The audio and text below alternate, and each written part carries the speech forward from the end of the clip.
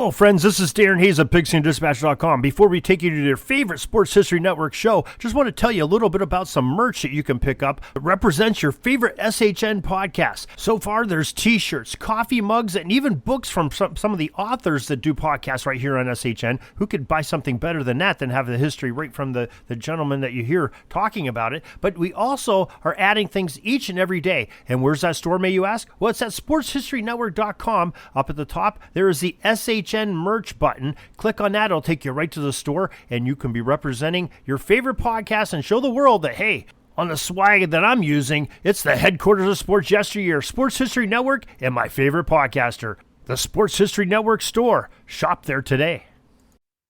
This podcast is part of the Sports History Network, your headquarters for the yesteryear of your favorite sport. You can learn more at sportshistorynetwork.com. This is Wrestling with Heels On. Thank you for joining us for this episode. On this episode, I have a very distinguished guest. This is Mr. Harv Aronson. Harv is a podcaster as well as an author. He is the author of the book Pro Football's Most Passionate Fans. He's also a prolific sports writer, writing for publications like Gridiron Greats. And he is a regular contributor to the website Abstract Sport. And Harv's podcast is called Total Sports Recall. It's a weekly podcast. It's part of our growing family here at the Sports History Network, which we are both so proud to be a part of. Harv, welcome to Wrestling with Heels On. You're only the second guest I've ever interviewed on the show. So, well, Ariel, thanks for having me on, and I look forward to this. And I'm sure you'll have many more interviews after this. But thank you for having me on, and this is going to be a fun interview, I'm sure. Oh, absolutely, absolutely. I had a really good time going back and forth with you in the emails when we first started talking, and I'm glad we were able to make this happen. This is great. So, Harv, I got to tell you, in preparation for speaking with you, I wanted to hear the podcast. I really wanted to get immersed in the kind of topics that you talked about. And one of the things you'll recall that when I was setting this up, we were setting this up together, I sent you an email. I said, hey, is there any one podcast that really stands out that you want to talk about? And you mentioned the Kent Washington episode. So I went and I listened to the Kent Washington episode, and I was floored. I was really floored. This is an amazing story. It's a story that I don't think a lot of people know about, whether or not they're sports fans, and I think they need to know about this, whether or not they're sports fans. This is a historical story. So with that in mind, with that context, Harv, can you tell us more about Kent Washington and why his story is so important to sports history and history in general? Absolutely. So Kent Washington, for those who don't know, and a lot of people don't know him, and he's a very modest gentleman. So in speaking to him, he doesn't like really to push his story out there, but I think he's coming to realize how important it really was to society and to basketball itself. Kent Washington was a stud high school basketball player. He went to Southampton University after that on a scholarship. Didn't think he was good enough in the pros to make the pros, so he refused to even try. But instead, when he was in college, his college team was invited to go over and play in Poland. And while there, one of the Polish coaches saw him play and said, listen, when you're done with college, if you're ever interested in playing professional basketball, come over here and I'll put you on my team. And he kept that in mind. So when he was done with college, he went over to play in Poland. But the key thing about Kent Washington is that he became the not only first African-American, but professional basketball player to play in communist Poland, as it was back in 1977, around that time. So he became the first professional basketball player to play in communist Poland. And they were under martial law. So his story is very, very bizarre because he went over there to play.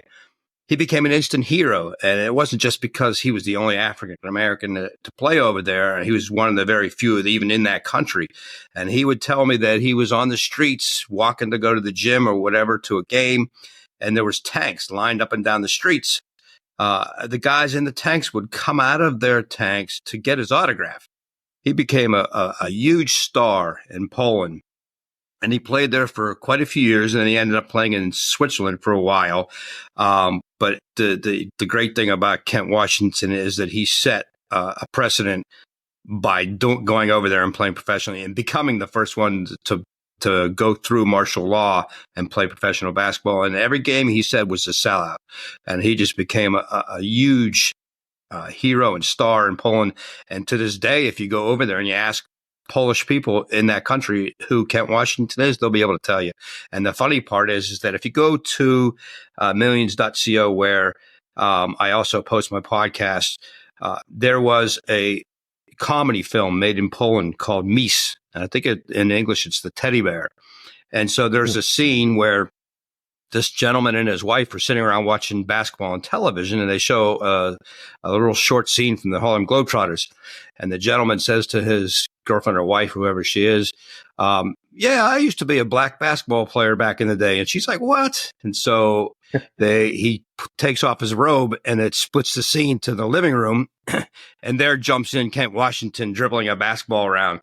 And so he's like doing a little dribbling exhibition, and the gentleman, puts back on the robe and goes back to his wife and says, see, I was a black basketball player. It's hilarious.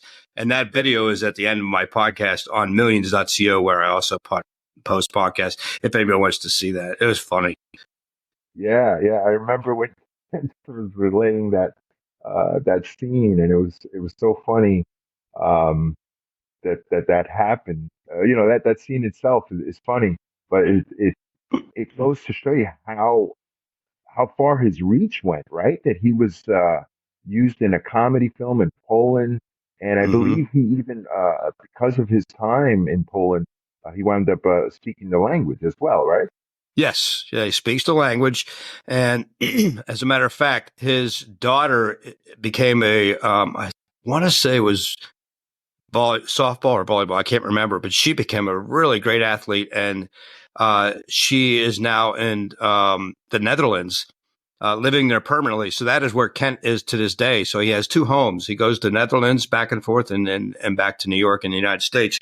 But they also say about that movie Mies that it is one of the biggest and best known comedies ever in Poland movie history. So he's a part of it. There you go. It seems like he has the ability to kind of immerse himself in history. Some people have that ability. They can be at the right place at the right time and be a part of history in the making. And almost like a Forrest Gump type, right? Yeah, and he, like I said, he's a modest gentleman, and he kind of shies away from the attention. And he did write a book called Kentomania, because that's what they called it over there in Poland. And so he constantly tries to shy away from the attention, but more and more people are convincing him, listen, Ken, you've got to get your story out there. It's important. And I think he's starting to attach himself to that and realize it. Up there, Harv, that was another thing that got to me was the fact that this was news to me when I'm listening to your podcast and I'm listening to Kent relay his story. I'm saying to myself, why don't I know about this? And why wasn't this a movie? Because he's talking about, having to squat over a hole that serves as a toilet when he's in Poland, and how people are, I hate to be old graphic, but they're kind of wiping themselves with newspapers and not toilet paper. And I'm saying, wow, that alone, the cultural shock is worthy of a movie, or at least some sort of documentary. Yeah. And I told him that. I said, he reached out to ESPN actually, and they never returned his call. And I said, that is a real shame. And I think that's disrespect completely to not even consider doing your story. And I actually tried to write to ESPN myself and say, listen, I interviewed this guy. You really need to, because I thought he would be perfect for 30 on 30. That would have been a great story. and they don't, for some reason, don't want to do it. But he did say there's a Danish documentarist that is looking into doing a documentary on his life. So hopefully that will pan out because he deserves it. Have you been in touch with Kent since your podcast episode, and anything new on any fronts with him? Yeah, absolutely. For those who have never seen millions.co, they kind of sponsor athletes now and I'm sure you've seen Arnie's email. They are now taking on our podcast as part of their network as well. And you can post your own podcast there. So I redid the Kent Washington interview because you can put graphics behind your interviews on that podcast platform. So I did a lot of pictures and things and put the video at the end. And I emailed him just the other day to tell him that I redid it. He went back and watched it. He loved it. But he is still in the Netherlands, so he hasn't returned to the States yet. But again, in speaking to the guy personally, what a guy. Such a nice gentleman. And you can tell he's just so well deserving of any attention he can get. Yeah, absolutely. One of the things that struck me about him was that he tried so hard. He found it such a struggle to be humble during his writing, consulting his wife and asking her, honey, is this too, braggadocious of me to write this about my skills? And, I'm saying to myself, try to find an athlete nowadays who would even consider asking their wife if this is too braggadocious. Well, there was one part of the interview, and you'll remember it because it actually happened, was that he was at a basketball game, and even my wife's like, you're going to mention that in the interview? And I was like, yeah, absolutely. It's part of his book. When he was at a game, standing at the free throw line, fans started chanting Kunte Kinte. And I thought that was racist. I thought it was, derogatory towards a person. I said, how'd you handle that? I said, and he said, you know what? He said, if they really were racist and they really meant that, he says they wouldn't have jumped off their seats at the end of the game and greet me and ask me for interviews. He said it was a joke. It was more of a joke than anything else. So he laughs it off. But I told him, I said, in this day and age, if you tried something like that, forget it. I mean, all hell would break loose. Yeah, you couldn't do that in the United States. But I understood why he was so gracious about it and was so, and took it lightheartedly because, at the end of the day, those fans, they were just trying to rouse him, right? Because he was playing their team, but playing against their team. But in the end, all those fans showed an outpouring of love, and he was willing to overlook that. And they did. I think and I should have posted it. There's another documentary out there that he and his wife went back to Poland. And this is just a few years ago. I want to say it was 2019. And there was these older gentlemen coming out of their homes and recognizing him like almost 40 years later and asking for his autograph. That's how well known he is in Poland. To this day, they still see him as a basketball hero over there. Yeah. And wasn't there a part where he said that that even grandchildren of those people that were his fans back then were still knew his name and still fans of his? Yes, they do. Yes, they do. And here in the United States, I had no idea who he was. I mean, I think through Sports History Network, I had read about his book, and that's why I reached out to him, and he was gracious enough to come on and be interviewed. And he actually, Rick Loyoza has a basketball podcast on our network here. He also interviewed him a couple of weeks later. So I had no idea who he was, but I am sure glad that I just stumbled upon him and had the great opportunity to be able to interview him and now become a friend. I mean, we exchange emails. Oh, that's great. That's awesome. Yeah, he seemed like such a down-to-earth gentleman, a man of many talents who really downplays and worries about, overselling himself. I think more people need to know about him. I think it would make a great documentary, if not a movie, right? Right. It has all the elements. It has fish out of water, first black athlete, which breaks barriers, and it also historically should be interesting to people to see what the communist era was like back then. Absolutely. He could be able, he'd be able to tell it. Yeah. So moving on, because again, congratulations on that interview. I thought it was great. Thank you for Thank you. bringing that to Oh, yeah. the public's attention. I appreciate that. Yeah, and just to repeat the title of Kent Washington's book, it's Kentomania, a Black Basketball Virtuoso in Communist Poland. So if anybody wants to read that, look it up on the internet. I'm sure they will link you to where you can purchase the book, and support him, because he needs it, and we all need it. This is important information to have. So, Harv, I have just a minor quibble with you over one of your podcasts, and Okay. that is the one where you talk about, and this was actually the first one I listened to, baseball's greatest players. And again, this is a minor quibble. It's all in good fun.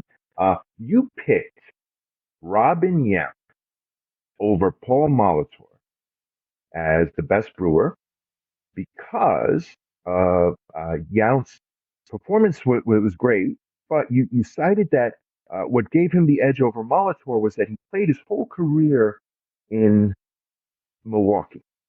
Now, contrast that with your pick of Dave Winfield over Tony Gwynn as the best Padre, despite the fact, and here's the quibble, despite the fact that Gwynn played his whole career with the Padres. So, can you explain your rationale for that pick? I'm very Well, curious. between Yount and Molitor, that was a tough choice. I mean, it could have gone either way. Gwynn and Winfield the same way. Maybe I was more impressed by Winfield's power as opposed to Gwynn's hitting ability. Not taking anything away from Tony Gwynn. What a great player, an amazing player. And yeah, you're right. Winfield went on to play for the Yankees. I think he might have even played for a couple other teams. But he was an original Padre, so perhaps I was swayed by that. But I want your listeners to know I'm not taking anything away from Tony Gwynn. He was a fantastic baseball player, and I loved watching him play. So, yeah, it could have gone either way there, too. It's all personal choice. There's no fact that really can establish who's the greatest ever. I mean, you can use stats, but some people will differ. But thanks for pointing that out. That's a good point. Yeah, no worries. But I mean, I enjoyed your pick, and I agreed with a lot of them. Actually, most of them. That was the only one I was like, oh. And I'll tell you why. Because growing up, I was a fan of two teams. I'll just let you know, I was born in Brooklyn, raised in Brooklyn, New York, and I'd always been a Yankee fan, because that's the first team that my dad took me to see live. I've gone to several Yankees games, so I was a Yankees fan automatically, right? And I guess genetically too. Yeah. And it's usually how that works. But the other two teams that I was really excited about were the San Diego Padres and the Pittsburgh Pirates. Now, you're going to laugh at this, but the reason I love Padres, and this is why I had that quibble about Tony Gwynn, is because of their ugly uniform. I love It's all the Ray brown. Kroc's fault. Oh, it's got that McDonald's look, right? Yeah. So I love the uniform. I thought it was so funky, the brown, the gold, the yellow. And I became a fan of the team. And I thought that even though the style they used for the text of the Padres was very cool. So that's why I was a Padres fan. It was a Pittsburgh fan, because it was the first World Series I'd ever seen. I'd never seen a World Series, and it was the Pittsburgh Pirates against the Baltimore Orioles, 1977, 78? 79. I was there. See, that's my memory. I was at all three games. You were at all three games? Awesome. All three games in Pittsburgh. Absolutely. So let's talk about that. Pittsburgh Pirates. Tell us some memories that you have. What you think were the best Pirates team? Maybe your feelings about that particular Pirates team. Oh my God! I was born and raised in Pittsburgh, so for those who don't know that, I've lived there from the time I was born in 59 until I left in 84. I've been in Three River Stadium. I can't tell you how many times, watching how many baseball games. I started watching baseball and the Pirates in 71 when they won the World Series, also beating the Orioles. Never forget it. My father was watching the seventh game, went up to his bedroom. Roberto Clemente comes to the plate, smacks a home run. And instantly I fell in love with baseball.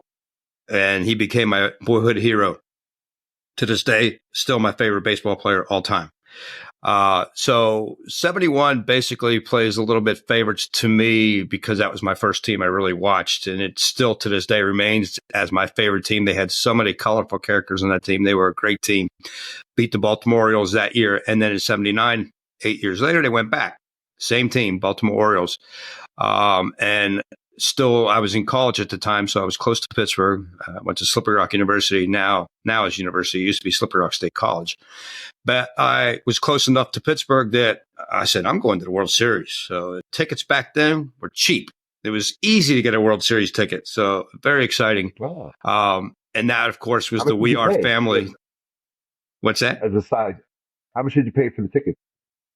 I would say they were probably somewhere between $10 and $20, something like that. Now, years later, I had the opportunity to go to the Super Bowl when Steelers and Arizona Cardinals played Super Bowl 43, and I got a ticket for that. I paid $2,500 for that ticket. So that shows you the difference in years and pricing. But 79, We Are family team. That was another fun team, very colorful team. And you're talking about uniforms. They had multiple versions of uniforms back then, where they could change the tops, the bottoms, different colors. And when you're talking about the Padres uniforms, of course, I remember those brown, ugly uniforms. But the Houston Astros came pretty close to having the ugliest uniforms back then. They had some real uniform too. Yeah, different for sure. Well, hey, you're talking about uniforms. I don't know if you remember or not, but the Chicago White Sox once put on shorts to play baseball. There was a period in the 80s, I think, where they decided it would be different to wear shorts out on the field, and they had shorts as their jerseys, their bottoms. Crazy. You know what? I think I read about that, and I tell you where I read about that. This is there, and I wanted to ask you about this. If you've ever heard of this book is called "Big Hair and Plastic Grass" by Dan Epstein. No, I don't think I have. Worth checking out. It basically covers some of the craziness of 70s baseball and some of the crazy antics. You mentioned one of those antics when Charles Finley brought out the orange baseball. Orange baseballs. Yeah. And I'd asked one of my guests about that one time, and they said, and I think it was actually Michael McCambridge, who's a writer. And if anybody has a chance to listen to that interview and you love the 70s, you want to listen to that one because he wrote a book about 70s sports, and an amazing writer, an absolute amazing writer.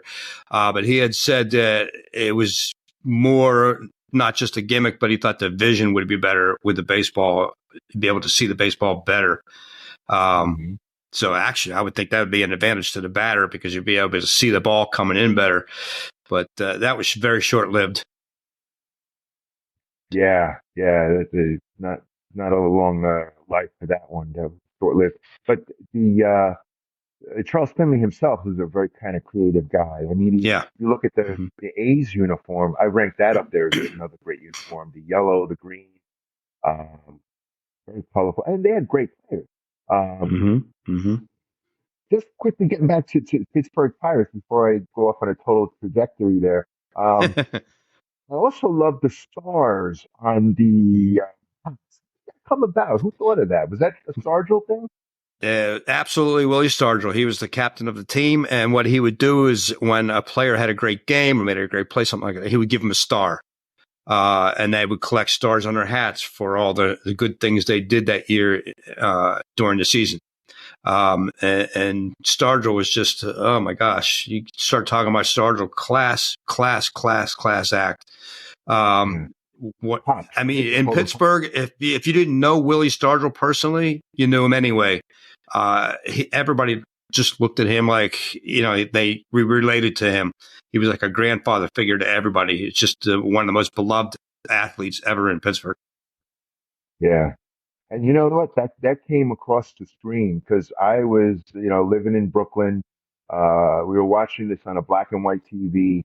Um, that those games, I was watching them with my dad, and I remember how cold it was during those games. I remember these long sleeves.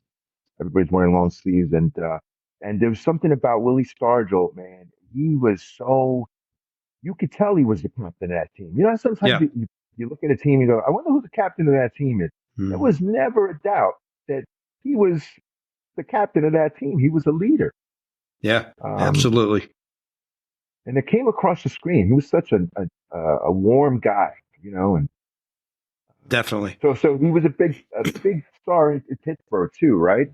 Oh, yeah, my gosh. If you want to talk about the most beloved, famous athletes in Pittsburgh, it would come down to Stargell and Clemente, without question. And they overshadow even any football player. They're idols in Pittsburgh. Yeah. And Pittsburgh has a lot of great athletes. Rich history in uh, Absolutely. in all sports, including the Steelers, the Pirates.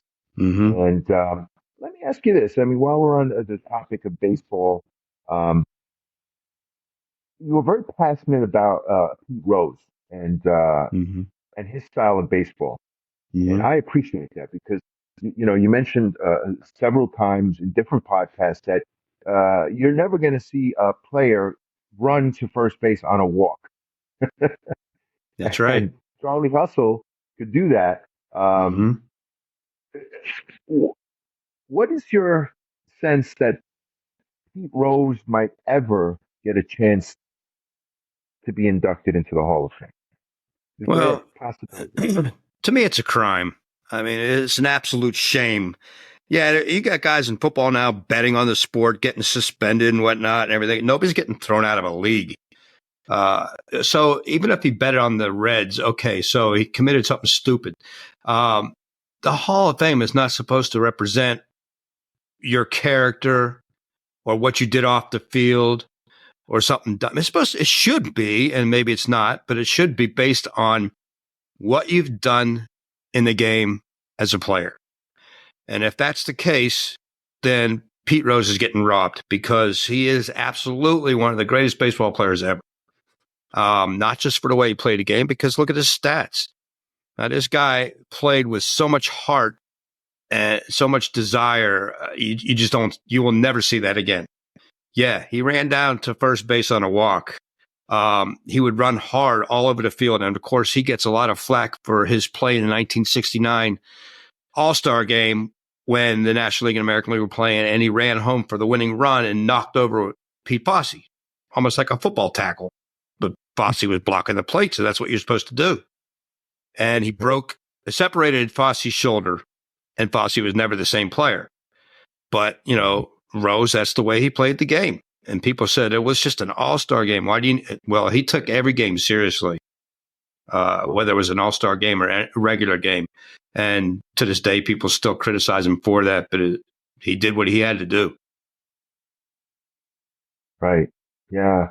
It's a shame. I mean, I know a lot of people in that talk about the cancel culture, and I almost feel that Pete was probably one of the first victims of that. I mean, I don't think Hmm. nobody called it cancel culture then, but um, it almost feels like if that happened today, that's what that would be a part of. In other words, erasing somebody's history um, and their great achievements over. And this isn't to minimize what people do, right? I mean, I'll give you an example. Ty Cobb, right? Ty Cobb, we know today was an outright racist, not the nicest guy in the world, had a lot of flaws, but no one's yanking him out of the Hall of Fame, right? No, not at all. And he played the same way. They're mirrors of each other. Cobb would run you over on the base paths too if he had the chance. And there can be reasons for keeping a guy out of the Hall of Fame. Look, Barry Bonds is never going to make the Hall of Fame. The writers have it up against him because of steroid usage, which he'll deny to this day, which I don't believe. I know he did it. There's no doubt about it. But it affected the way he played. It affected his game. It gave him better abilities, according to some people. So he altered his play on the field. Pete Rose never did anything like that. So why are you going to keep him out of the Hall of Fame? It's just a travesty. Right. Absolutely. I agree with you. I think Pete Rose should be in the Hall of Fame. Um, and I also think this, and then maybe this is controversial, and you tell me what you think of this, but I've always felt that at this point, with everybody, with steroids being in such wide use, why not just legalize it and say, you know what, go ahead and use steroids because at this point, everybody's using it. And why don't we just level the playing field and let everybody be, on steroids? What do you Well, think of that? my belief is, you can take steroids. Yeah, it might make you stronger, might increase your energy level, might give you more endurance. But the bottom line to me is you still have to be able to play the game. You still have to know how to swing the bat, how to run the bases, football. You still have to know how to tackle and whatever else. So maybe you're getting a little advantage in endurance. But as far as baseball and football goes, I really don't think it changes drastically a person's capabilities, physical capabilities or ability to play the game. Now, I'm a big fight fan too. And, for a long time I was watching UFC. Lately, I haven't been watching as much. But now there you have a big problem with steroids because this is grappling. This is more physicality. And of course, if somebody is taking steroids and becomes much stronger, they are going to be much stronger than the guy across from them. And that plays a big part in that sport. So in that sport or boxing, then I would disagree that they should be able to use that stuff. But the other sports, I don't think it has as much effect as people think. Right, right. But in terms of, let's say Sammy Sosa and Mark McGwire weren't on steroids at the time, do you think they would have even been in contention for the home run title? I mean, the crazy thing is, if you want to take a look, if your listeners want to go look back at Sammy Sosa when he first came into the major leagues, then look at Sammy Sosa at the end of his career. It's night and day. This dude was a skinny little twig. And when he got ready to retire, he was like a freak of nature. He was huge. And the same with Mark McGwire. I'll never forget watching an interview with him. And he had a short sleeve shirt on. And I was looking at his biceps going, Jesus, that's unreal. That dude was huge. And that had to come from steroids. So did it have an advantage? I don't know. I think they made a bigger deal out of it than what it was. They could still hit the ball. I think even without steroids, they still would have been hitting home runs. I don't know. It's hard to say. Yeah, I don't think it's easy to hit a 95 mile per hour fastball, whether you're on steroids or not. There's an innate talent that you got to have a skill to be able to do that. But clearly, if it gives you have the power and you can launch those balls and then have those home run stats because of the steroids, then yeah, the steroids is giving you an advantage. I just think that hey, let's just level the playing field because it's not fair to the guys. Let's say you or I we're in a sporting activity, we're doing MMA. Well, you're on steroids, I'm not. Why don't we level the playing field? Yeah, at least we'll know who's got the skill. We're both strong. We can attest to that, but let it come down to skill. I mean, I'm sorry. They will also. It's just not just steroids. It's other kinds of drugs they deem illegal. And in one case in particular, I just read about the other day. It was this Olympic skater, I think it was, from Russia, who helped them win the team gold. And there were suspicions about her using some illegal drug. Well, they went back now and stripped Russia from having the gold medal, and it looks like the United States is going to take it because they finished second. But they're stripping them because it wasn't even steroids. It was, I don't even remember what it was, but it was just some drug that she was taking. I thought that was a little ridiculous. Right. Well, steroids is very controversial, and I don't think it's ever going to go away, really. That's why I almost feel like if you legalize it, take a lot of this nonsense out with stripping people and kind of revising stuff like Lance Mhm. Armstrong. Yeah. I mean, the guy is talented, and Hmm. he's skilled. And who's to say that other people weren't using steroids uh, at the time as well? Yeah. Seems it seems almost revisionist to go back and say, okay, well, you were on steroids, you weren't, and we're going to take away and diminish your Hmm. your achievement. Yeah. Absolutely. It's a sensitive world, and things are taken very, very sensitively, in the sense that, people want to jump on controversies like that and make bigger deals out of it than they maybe should. You think steroids will ever be legalized and accepted as a part No, of sport? no way. Uh, there's just too much up against it. And it's got such a reputation of being such a bad thing. I don't see how that's ever going to happen. Yeah. Now, uh, I'm not an advocate of steroids. I want you to know that. I don't use steroids. I don't think they're good Well, for anybody. But to I be just honest have with to you, say that, it's got bad side effects. So I don't know anybody who want to take them. There's some really negative things that come out of using steroids. sure, there's that acne you get on your back that they call Mhm. acne. There's, Mhm. the temper that I saw this documentary going to wrestling where superstar Billy Graham talked about the pain that he has to endure now. His Mhm. joints are all screwed up. His muscles are all screwed up. He walks with a cane, or when he was alive, he walked with a cane. Um, it's a horrible thing with the effects overall. My Mhm. contention is just to say that um, if you're going to level the playing field, then allow steroids to be in the sport, and be with a warning. Hey, just like you put on cigarettes, be aware has long term effects. But in the end, it's not fair for any athlete to have to compete against other athletes that are, Mhm. have that edge, competitive And, edge. and it, if you look into combat sports, you will find many, many, many stories of guys that were on steroids that became violent. There's even guys that have killed their girlfriends or wives, and they blame it on steroid use. So it does. That obviously has an effect in that way, in that manner. Right.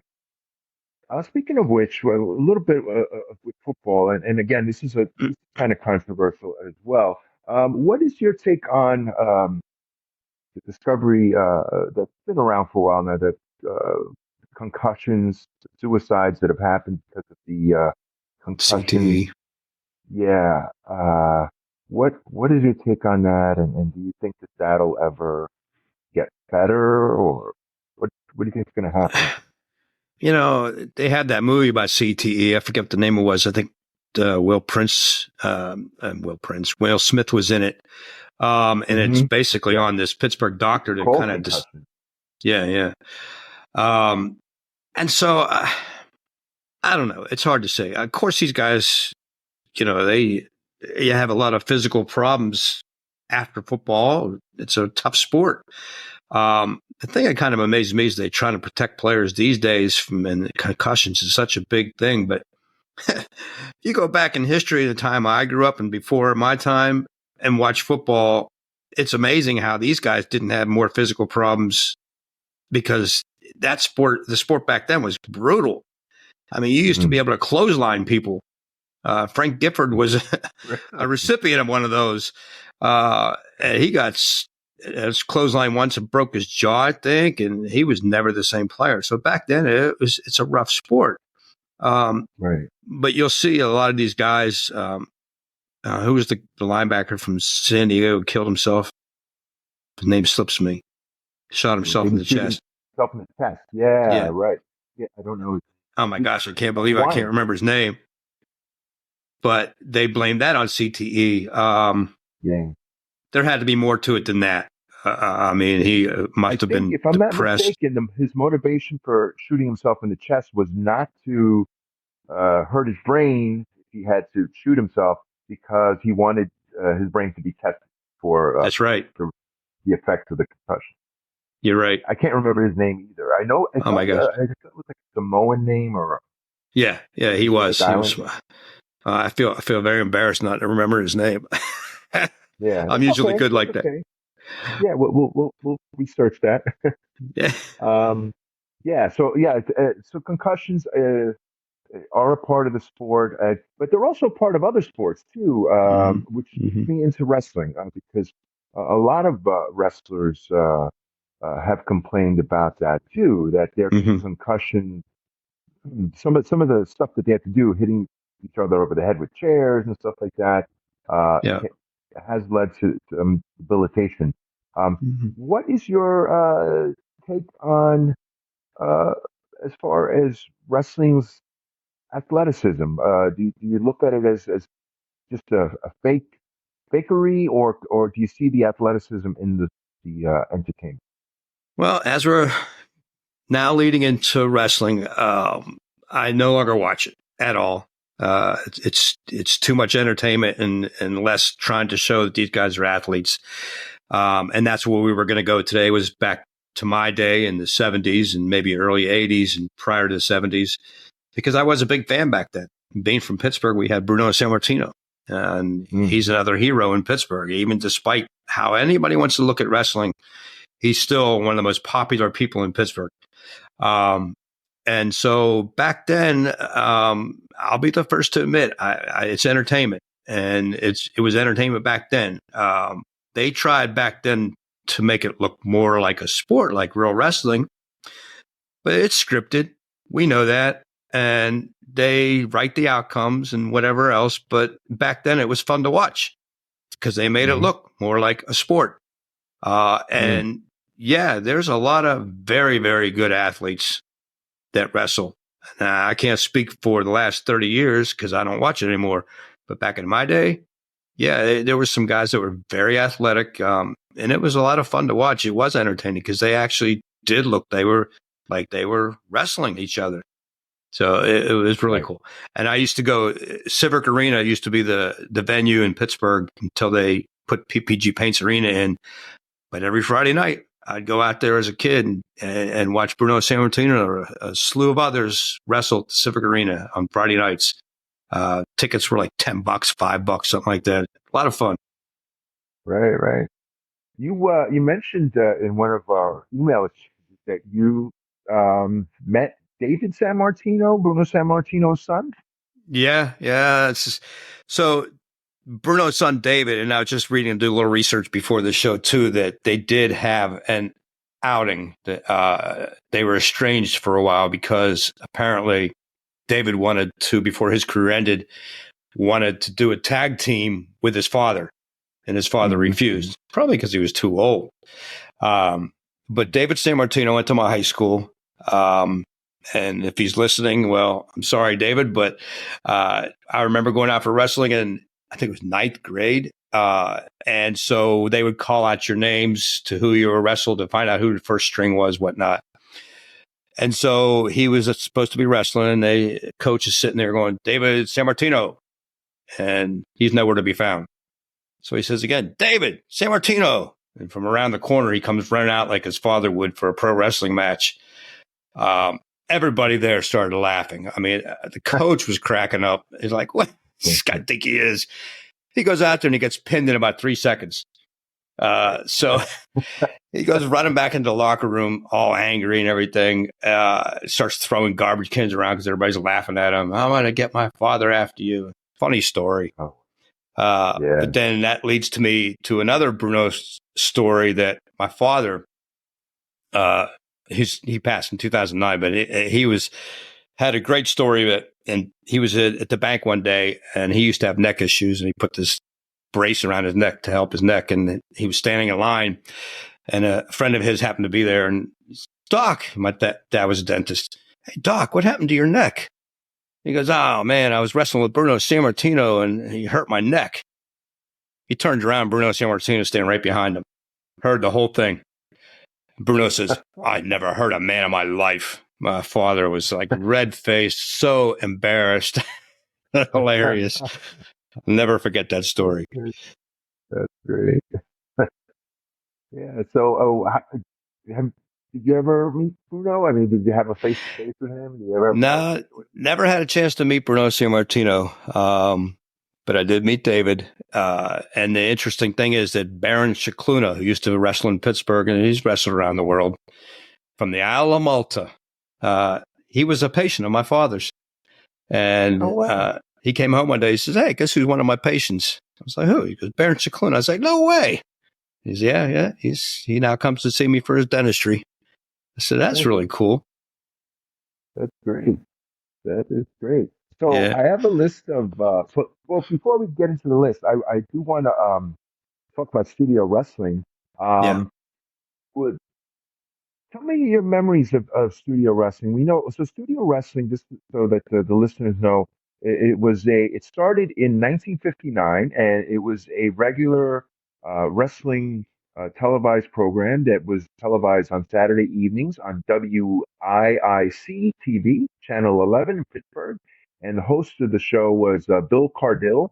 And Bill Cardille is an interesting guy too. I read about him. Mm-hmm. But uh, this was basically maybe they had about 300 fans filling the studio wrestling arena, the seating, and there were lines to get these tickets. This was a big deal in Pittsburgh, right? Oh yeah. It's a regular. Now it came on. It came on around 6 o'clock in the evening at WPXI Channel 11 in Pittsburgh, and that's a staple. If you were home on a Saturday at 6 o'clock, you were glued to your television watching studio wrestling. And speaking of Bill Cardille, he actually lived down the street from me. I never got a chance to meet him, unfortunately, either. But he was a neighbor. And for those who have never seen the original movie, Night of the Living Dead, he's in it. He played the news reporter in Night of the Living Dead. So that was kind of cool. But he also, George Romero, right? yes, George Romero. And of course, he did Okay. The Day of the Dead, Dawn of the Dead. They had sequels to that. Yeah. I think it was Good. Dawn of the Dead, I think, was filmed in the Monroeville Mall, part of that, Okay. near me in Pittsburgh. Love that. But Bill Cardille was also the host of Chiller Theater, a staple show on television Saturday nights in Pittsburgh, where they would show horror movies. And he was the host, and that was on for the longest time. So, yeah, Bill Cardille, very, very, very popular in Pittsburgh. But if you have a chance, your listeners have a chance, go back and watch the original black and white Night of the Living Dead. And when you see the news reporter, you will see Bill Cardille. Bill Cardille, yeah, interesting guy. I mean, what I read about him was, yes, he doubled as the wrestling host, and then for Chiller Theater, Mm-hmm. it was the host of that show, and that's how he got his nickname, Chilly Billy. That's right. Uh, interesting that I would almost think that a movie could be made about him and his hosting. Well, there is a website out there. I've seen it. I've looked at it, dedicated to Chiller Theater. So for those who want to go take a look, I'm sure you can find it. I don't know what the URL is, but it's out there, and it's pretty interesting because he had all kinds of cast of characters alongside of him that he developed over the years. To be on the show with him, one of them with this little dwarf who's hilarious. You have to see that to get a good laugh. It was a fun show. But yeah, ringside wrestling was huge.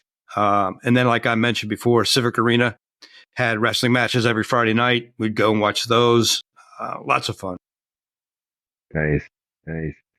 I have a list of wrestlers. I'm gonna name them. These are all Pittsburgh based wrestlers that were either on studio wrestling or were native to Pittsburgh. So I'll start with the first one. Haystacks Calhoun.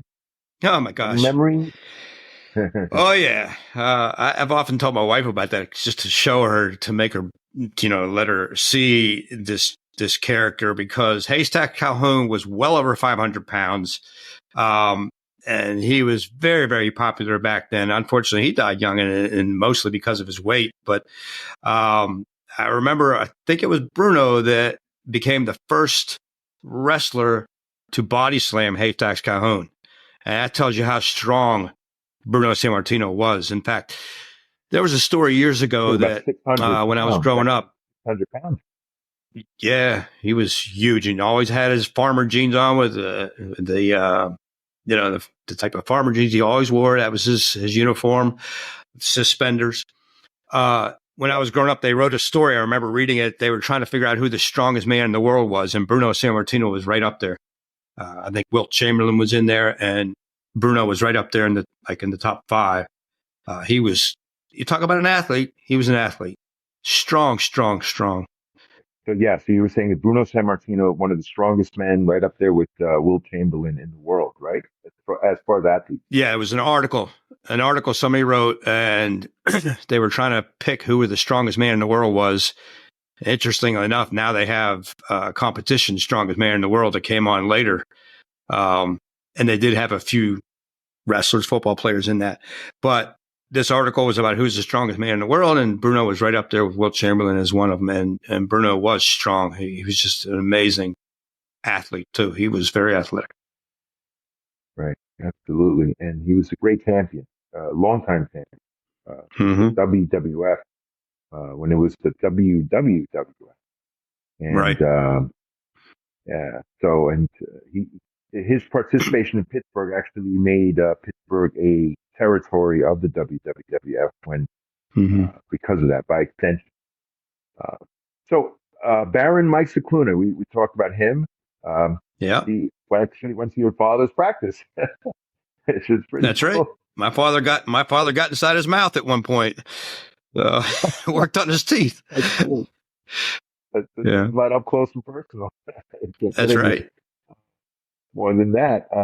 In the email I mentioned to you, one of the historical facts or little trivia tidbits about Baron Cicluna is that he was the wrestler who was wrestling Gorilla Monsoon when Muhammad Ali, the audience, Gorilla got into it. And I didn't realize that.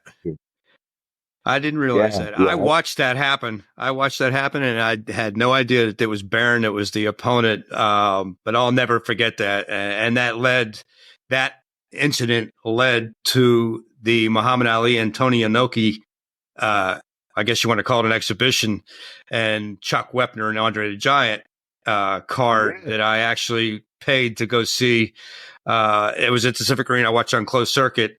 But Muhammad Ali came into the ring, was pointing at Gorilla Monsoon. Monsoon picks him up, puts him in an airplane spin, drops him on his back, and that led to this next event, which I paid to go see. And it was 15 rounds of a waste of money, Muhammad Ali and Tony Inoki, because all Inoki did was get on his back for all 15 rounds, trying to get Ali down to the mat to do his thing, and it could never get him down there. But you know what, Ariel, from what I heard was that Ali's legs were so dinged up from all the kicks that Inoki was doing, he almost developed blood clots in his leg. Yes. Yeah, I believe he had to be hospitalized after the match because of the amount of kicks that he was receiving to the back of his leg. I know that because, let me ask you a quick question. This is a bit of a sideline. Do you remember Frank Redding?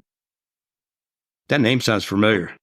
Yeah, so Frank Redding was a member of our Sports History Network. He passed away, sadly, 2 years ago. And he had a show called Ringside with Redding, where he covered boxing. Wow.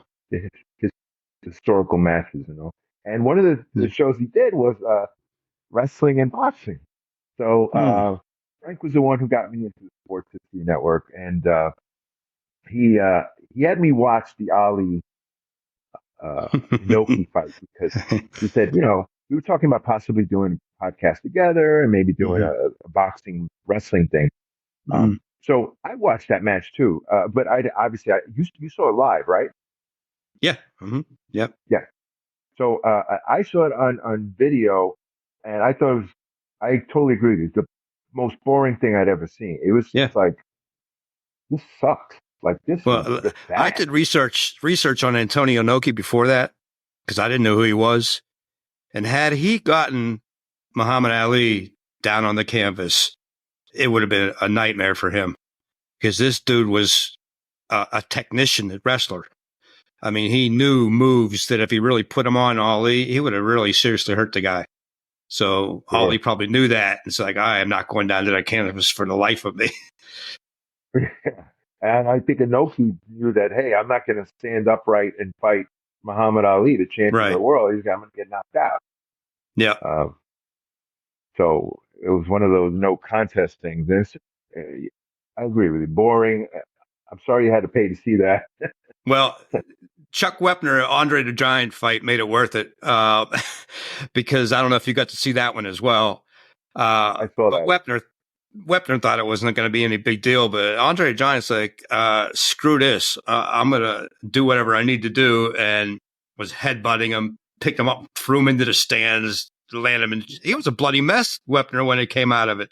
Of course, he was known as the Bayonne Bleeder, but and he bled like a fish in boxing. But Andre the Giant took it seriously, much like the Rocky III movie when Hulk Hogan was in there and Stallone thought it was going to be an act, and Andre the Giant Hulk Hogan was throwing him all over the place. So it's funny. Yeah. And the funny thing is, I wonder if Stallone may not have seen that match himself and maybe borrowed that for Rocky 3 based on the Chuck Wepner thing. Yeah, he very may well have. Chuck Wepner's biggest complaint, talk about 30 and 30. I saw Chuck Wepner's 30 and 30, and he said that Stallone kind of just like, and this is Stallone's a very talented guy. Wepner's beef with him is that he's kind of taken all these big things in his life and used it to make a career out of Wepner. And I don't know what your feelings are about that, but well, Wepner actually got him short stick with that. He sued him over that. He took him to court, saying he took my story, made a movie out of it. But I'm biased because my favorite movies all time are the Rocky series. So, God, me too.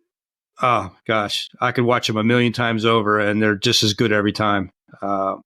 Great series of movies. We just lost Carl Weathers yesterday. I didn't know that. Oh my gosh. Yeah, Carl Weathers, who played Apollo in the first four Rocky movies, passed away yesterday at the age of 76.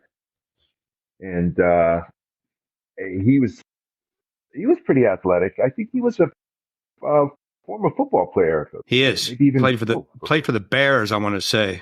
Yeah, he played for a couple of years. Wow. Yeah. How was he playing then? If you know. His NFL career was short lived. I think he wanted to be an actor. So he was only in the NFL for a couple of years, but he was there. He was a professional football player. I mean, you can look at the Rocky movies and see what kind of shape he was in. He was a great athlete. He was in great. He was a complete physical specimen. In the Rocky movies and Predator, there was a story about Predator, right? Because Predator, this is my own little trivia thing, is the only movie that features two former governors in the movie. That's right. Oh my gosh, Ariel, you're pointing out some interesting things here. I didn't even realize. You're right. That's right. Yeah, Arnold Schwarzenegger and Jesse the Body. Yeah. Who knew, right? Because these guys my God. Governors of the state. I saw something on TV the other night with Jesse Ventura just recently, like a commercial or something. Like, oh my God, I said Jesse Ventura. Oh my goodness, he's still around. Crazy. Yeah, he is still around, and he's still opinionated. Still involved in politics. He's a major figure in wrestling. Definitely has changed wrestling for the better, I think. Sure. So we're talking about the Rocky movies and the physicality there. There was something else when you were talking. I got to point, go back to that, but I lost that train of thought. Let me name another wrestler. Sure. Until that train comes. Yeah. Dominic DeNucci. Oh my gosh, Dominic DeNucci. Oh yeah. Dominic was another really good athlete, really good shape. I remember watching him, and he was just in phenomenal physical shape. But he was a staple, definitely on that show. He was every week he was there. So yeah, he's another popular wrestler. Yeah, Dominic DeNucci, by the way, one of his wrestling students was Mick Foley. Good friend Wow. with Nick Foley. Yeah, Well, Foley and Shane here's Douglas. something. He's more current guy. Yeah. Something very interesting when I was doing my research, Ariel. Dominic DeNucci died August 12th, 2021. Okay. Tony Marino, who was known as Batman on Studio Wrestling, came into the ring with his Batman uniform. He died on May 28th, 2021, same year. So then I went and looked, and I think there was a third one that also died the same year. It was just kind of odd that these guys died within months of each other. And I thought there was a third one, but there's not. But the other one that I came across too is Bruno died in 2018. And then in the same year, 2018, also passing away was Johnny Valiant.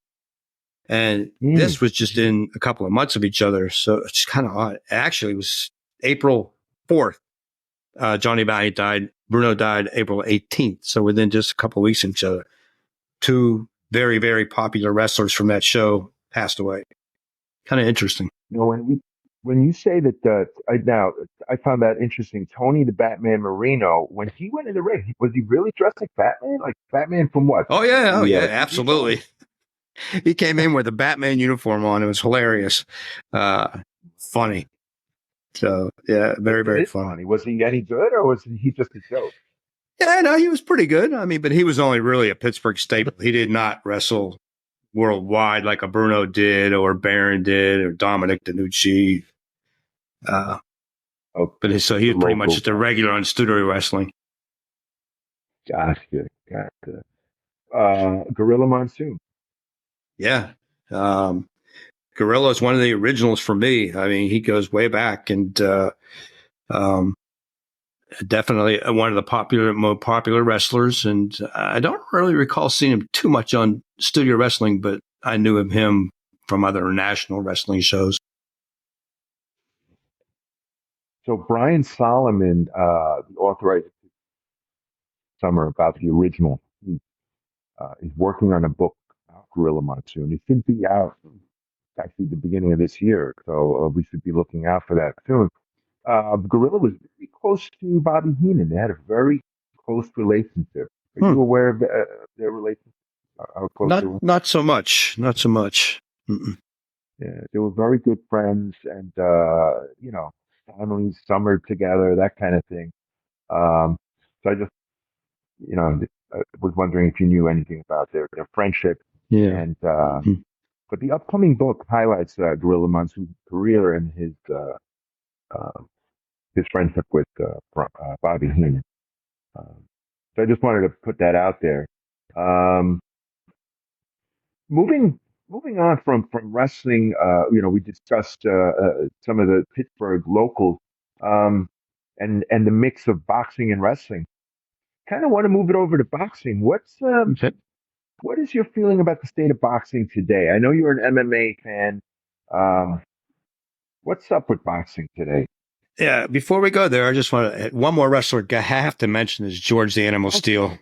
George the Animal Steel. George the Animal Steel, definitely. Because he was the most colorful character of all of them. And the funny thing is, the guy was a school teacher. And he decided to do pro wrestling on the side and then became full-time, whatever. And of course, people that remember him will remember the green tongue and then chewing up the turnbuckles and so that the stuffing would come out of him. Funny character. And act crazy in the ring, but meanwhile he's as sane as anybody. So it's kind of funny.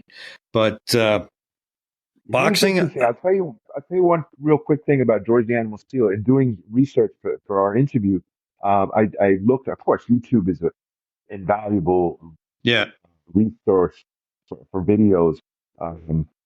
So I'm watching this video of George the Animal Steel versus Bruno Sammartino. And in the video, so funny, George the Animal Steel is going outside the ring where the audience is, and there's a little old lady, a handbag, and she keeps George the Animal Steel with her handbag. And he's there, he's taking it. And the announcer says, well, we know George the Animal Steel, he's not playing with a full deck, but he seems to be enjoying the handbag And she just keeps hitting him with it, and he's standing there taking it. I don't know if he's just trying to toughen up for San Martino, but what wound up happening at the end of the match is San Martino just pummeled them Wow. to the point where the referee stopped the match. And how often do you see that referee stopping the match? Yeah. So, but San Martino is great. He played the character to the hilt. Now, switching to the subject you just mentioned, of course, I became a sports fan in '71, watched baseball, and then, of course, thanks to the Immaculate Reception, became a diehard Steelers fan. But then just latched onto boxing and just loved boxing, loved it.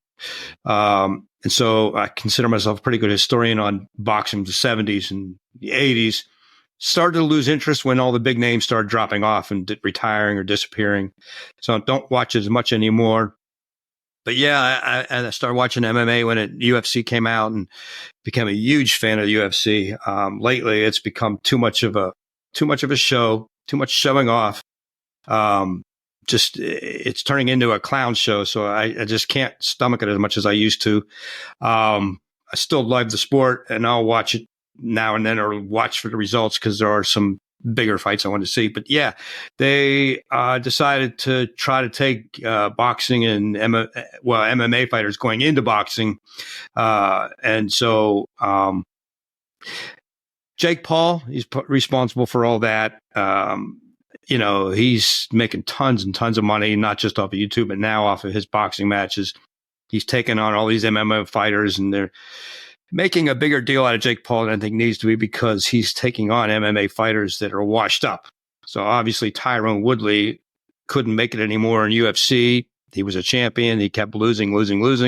He decides to go into this boxing match with Jake Paul, and the first time around he loses. Second time he gets knocked out cold.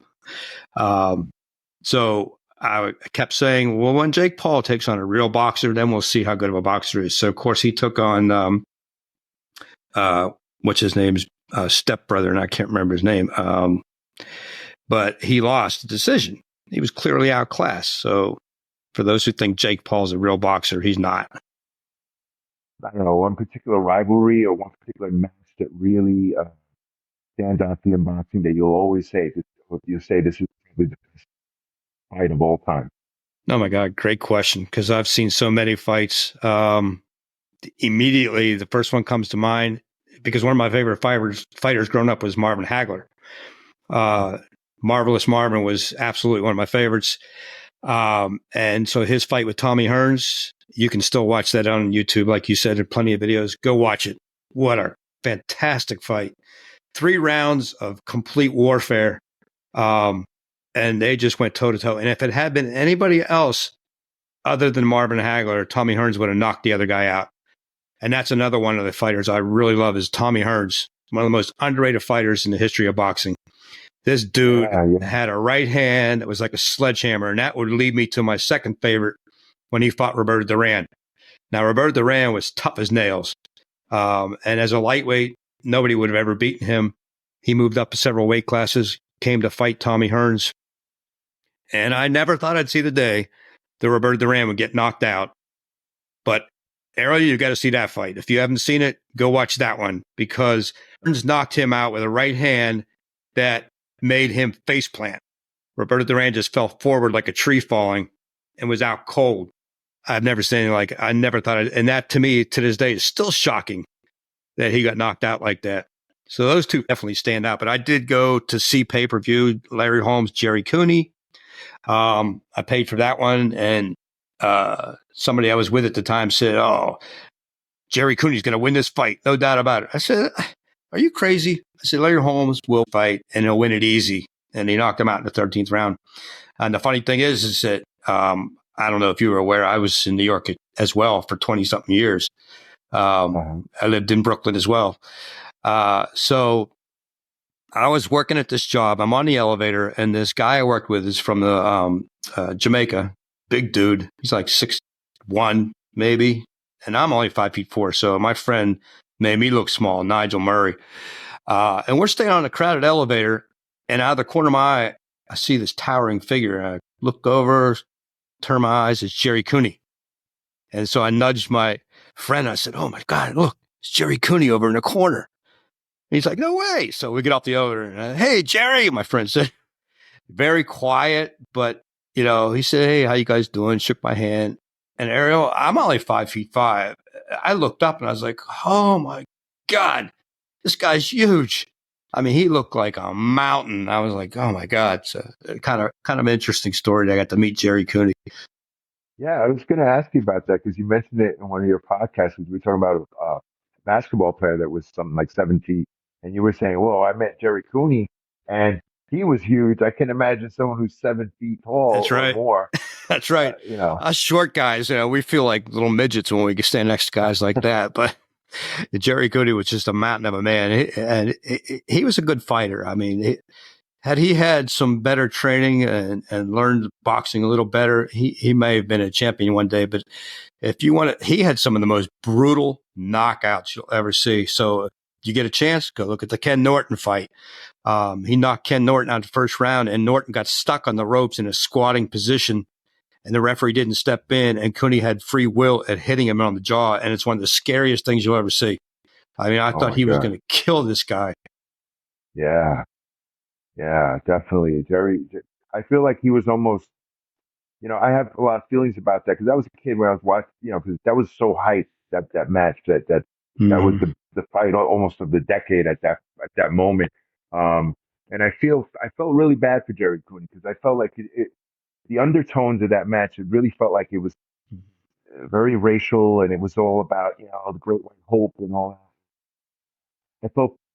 I felt bad for him that he got saddled with that because I don't think that's the type of guy he was. No, he was not at all. And I was going to mention that next. It's very unfortunate that that's the way they build that fight, because it had nothing to do with that, Yeah, right. And then it gave us bad feelings to something that really, listen, if he was outmatched, he was outmatched. But and Larry Holmes was good. He had a good reign. He's a kind of underrated as a. I was just going to say that Larry Holmes is another very underrated champion, underrated, and he's an outstanding boxer. He had some power, but unfortunately, he tried to stretch his career a little too long. And that's another one. If you want to go see a brutal knockout, go watch him fight Mike Tyson, because Mike Tyson, just cleaned his clock. I mean, it was scary knockout. And then Marvis Frazier. Tyson, one of my favorites because I think he made a major mistake by changing management, letting go of Kevin Rooney, losing Cus D'Amato to death. A lot of these changes, and then saddling up with Don King. Because Tyson, when I watched him fight, had the potential to be the greatest heavyweight ever. No doubt about it. Up until the time he lost to Buster Douglas, nobody was going to touch this guy. He had such speed for a heavyweight and incredible power. And some of his knockouts were just so devastating. I remember watching him knock out Jesse Ferguson on national television, and they were interviewing him afterwards, and he broke Ferguson's nose. And this just tells you the mental character of Mike Tyson. And they asked him, he said, well, what'd you think about that knockout? He goes, well, I was trying to drive his brain up and his nose up into his brain. And I was like, what? This guy's crazy. Oh my God. But he's scary crazy. Scary crazy. His power was just unbelievable. And I would put him right up there with George Foreman, with power. Because if you see him fight Marvis Frazier, watch that fight. He knocked Marvis Frazier out in 30 seconds. And one of the scariest knockouts, just as equal to some of his other ones. And then one more fight I want to mention with Mike Tyson is Michael Spinks. And that's just another one. I went to Madison Square Garden, actually, to watch it on pay-per-view. And they had live fights, and then they had this one. And my friend went with me, and when Spinks got knocked out in 91 seconds, he goes, this fight was fixed. He said, you're not going to get knocked out in 91 seconds. I said, dude, go back and look at his eyes when he's laying on the match, on his back on the canvas. His eyes are in the back of his head. That's the power of Mike Tyson. He hit him so hard, it didn't even look like a hard shot, but it was. Yeah, it's so funny. I had a paper party in my apartment at the time, and we had ordered Domino's. The fight was over, I was That's the unfortunate part of ordering a Mike Tyson fight. You didn't get much most of the time, but no. that's just a credit to how great a fighter he was, how powerful he was. And you may remember this the Mitch Blood Green story in the streets of New York. Oh yeah, he confronted Mike. Yeah, Tyson hit him once, and his eye looked like it was going to come out of his head. The guy. I remember seeing that black and white in the Daily News. Mm-hmm. Oh, sheer power. That was no joke. You don't approach Mike Tyson, you know, with bad intentions, because you're going to get hurt. Yep. Tyson was an absolute student of boxing. He watched boxing films. He knew his history. I mean, and especially, you know, you wouldn't think that of him. You would think, oh, Mike Tyson. But why would he be a historian? But he was. He loved boxing history. Now, let me tell you, Mike Tyson's a dummy. Now, you're right. He studied boxing history, and he would often refer to it many, many times. And he goes all the way back to the turn of the century boxing. Jack Johnson, guys like that. Jack Dempsey, he referred to the old-time fighters. So, yeah, he had a great knowledge of history. And, yeah, I pointed that out. And it's a shame that baseball players today, even football players, don't know who laid the groundwork for their sports. And that's a real shame. You should know your history of the sport you're playing and who got you there. Because there's great athletes from the past in all different sports that were outstanding athletes and players, didn't make a dime compared to what these guys make today. And I don't think they appreciate that these guys sacrificed jobs, their personal lives, all kinds of things to make very little money and play a sport they love. I'm going to throw another controversial subject your way. College basketball players. Do you think they should get compensated for their playing? Absolutely. I think they should treat that as minor leagues, college football and college basketball. But I think what they should do if they're going to do that is you tell this athlete, yeah, we'll give you some kind of salary, but we're not paying for your education. If you're going to do athletic scholarships, I think you need to get away with those, do away with them. And if you're going to let a guy be paid to play the sport, then this is your minor league. If you want to get an education here, then you pay for it yourself. And I think that would work. But definitely these colleges, especially in football, are making so much money. And they're making it off these guys' backs. These guys aren't getting anything for it. That's not fair to me. So, Harv, I got to say, just listening to your podcast alone has tripled my sports IQ. And talking to you today has quadrupled it. Thank you so much for being on Wrestling with Heels On. I want to thank you so much for your podcast. Is there anything you want to put out there to my listeners and your listeners and, you know, sports fans in general? Well, no, but I appreciate the very kind comments. I mean, I've always considered myself a historian. I love sports history, and that's my focus basically is sports history. I don't know how I've done it, but I just have an encyclopedia brain for sports history. I can recall many, many things. So, I won't forget. I'll forget something that happened yesterday, but I can tell you what happened in 1971 or 72, 73 or in the 70s. I developed, I've been writing since I was in high school, for many publications and whatnot. So it's always about history. I did have a Steelers website for a long time. But I started focusing on, and thanks to my wife saying, you should have a YouTube channel on sports history. So I started with that. And then she suggested podcasting. And I said, well, I went to school for communications. I wanted to be a sports broadcaster. It never panned out. I never did it. And then she gave me the idea for podcasting, and I started doing it, and I love it. I mean, this is just so much fun. It gives me a chance to do what I really wanted to do. And so I focus on sports history mostly, but I try to get as many interviews as possible. So for those who have never listened to my podcast, if you're interested, go back and listen. I have Terry Hanratty on there, used to play for the Steelers, back up to Terry Bradshaw, Craig Colquitt, famous punter, Super Bowl champion with the Steelers. Steve Fidel, a high school class of mine, played for Pitt and the Steelers. Tim Glass was a star basketball player at Mohawk High School. And I found him through another one of my guests, Tim McCoy, who was a college classmate and friend of mine at Slippery Rock. He's the vice president of Pennsylvania West Soccer now. And so once you start connecting with some of these guys, it leads to other connections.